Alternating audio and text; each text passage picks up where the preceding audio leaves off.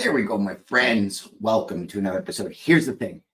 Do you offer ER offers to your prospects? What are they? How are they hindering your sales? And what can you do to change it today on Sales Chat? Welcome to the HPLS podcast. Live, relevant, and high performance information, conversations, and education weekly.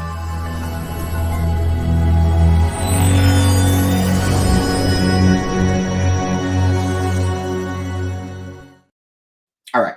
So I recently got back into really blocking time out during the day to train. Now, whether that be a couple hours at night, whether it be a couple hours waking up at 5 o'clock in the morning, whatever it be, I try not to keep it in my golden hours, but I'm doing a lot more studying. And in this studying, I came across something that I've spoken about before in the past because one of my mentors brought it up about new opportunities versus improvement offers.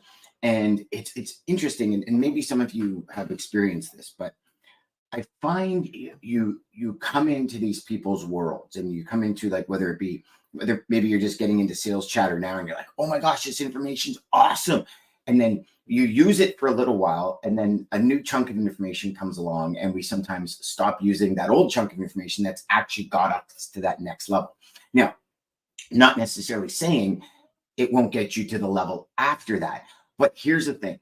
I found that I move away and then I come back to the training and it's like, oh my gosh, why didn't I incorporate that little piece of it into my day-to-day business? And so I'm on this huge kick right now about what is a new opportunity, and more importantly than what is a new opportunity, what is it not? And what I mean by that is, so if you offer anything with an ER at the end, right? Better service, cheaper rates, shorter deliveries, quicker paperwork, all of these things. It's an improvement offer. And here's the thing, especially in today's market, more and more and more as I dive into the market, I'm sure I've shared with all of you as of January, mid-January-ish, I got back into sales in the market and I was actually blown away at how the industry has changed in 2 short years. I love it. Don't get me wrong. There's aspects of it I truly enjoy, and I think we needed that. And that's more of on the shipper side, that dedication to their suppliers that were good to them. They're kind of paying it forward.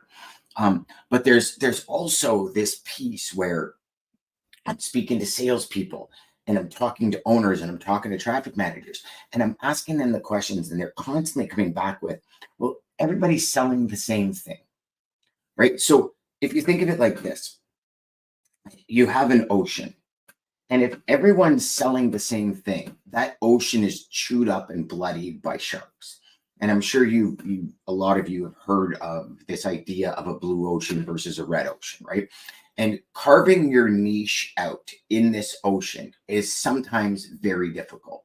So how do you improve? Like, how do you create new opportunities instead of improvement offers? So I'm going to take you to a quick video here because this is one of our key partners in Bridger, is SendSpark. So if you don't know about SendSpark is a video sales tool where you literally can record things behind you, kind of like a Loom.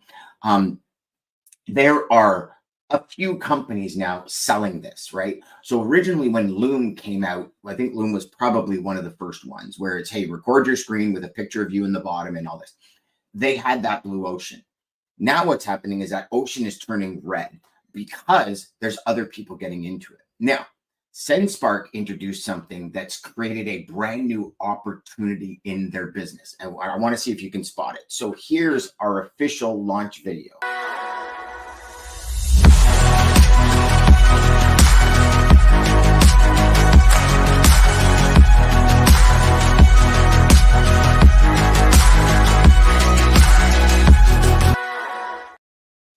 All right. So did you get that? Now, for all of you that are on the podcast and not live, that's a system where you can upload one video, upload contacts, and the system will actually send videos directed to the individual. So it'll actually AI customize videos for you to go out to mass scale. Now, here's the thing. Anyone that was doing video sales, that is not an improvement. That's a new opportunity to scale yourself at a point that no other company has. Now, I think there's one other company out there that's doing this, but that's irrelevant. It's a blue ocean. So when we take that idea, we bring that idea forward to our business. What is a blue ocean in our business? So what is an opportunity in our business that is not an improvement offer, but something new? And some of you might be going, well, Dan, it's logistics. It's been around for eons, and I can't think of anything new. And you see, that's where I think everyone's falling, because everyone's trying to say, listen, I'll quote you on business. I'll do this, I'll do that. And it's not a new opportunity. So my message to you today is, and I don't know what your answer is, because I don't know what niche you're in. I don't know where you are in logistics, but I can tell you one thing. If you sub-niche that niche, and then sub-niche it again, you found your blue ocean and you found your new opportunity. So what is that to you? What is that to your customers? A couple of things that I'm looking at when it comes to new opportunities is I'm starting to really speak to a lot of customers and talk to them about some of the challenges that they face, some of the worries that they have, some of the issues they have, some of the desires that they have. And with those answers, I think that gives you the most comprehensive information in order to come up with your new opportunity and what you're going to provide to the market. So my challenge to you before the long weekend, right? Good Friday tomorrow, Easter Monday on Monday, depending on how many of you are out. But have the conversations with your customers and say, like, what is it that challenges you? What's really keeping you up at night? What are you worried about? And how do we help solve some of these things? And if there were something we could do to help solve even more, what would that be? And when you have those conversations, see, right now, if you sit back and you say to yourself, well, I'm going to start thinking about what my blue ocean is.